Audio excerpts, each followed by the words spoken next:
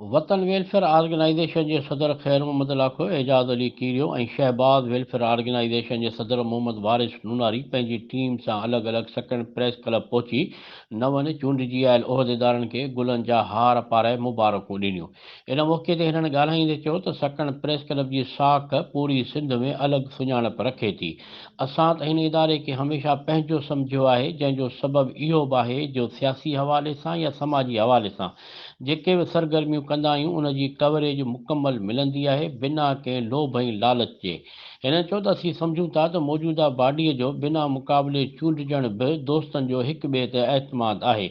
असीं खेनि मुबारकुनि सां गॾु इहो बि यकीन था ॾियारियूं त साणुनि साथ ऐं सहकार अॻे जा हींअर बि साॻियो रहंदो। इन मौक़े ते सदर रज़ा मोहम्मद सियाल, गुल मोहम्मद लगारी, राजकुमार रोड, गुलाम हैदर सोलंकी, सजाद अली मक्सी, मसूद अहमद उमरानी, मोहम्मद रमज़ान मक्सी, ग़ुलाम नबी मल्ला ऐं अहसन भट्टी आयल महिमाननि जो शुक्रियो अदा कयो।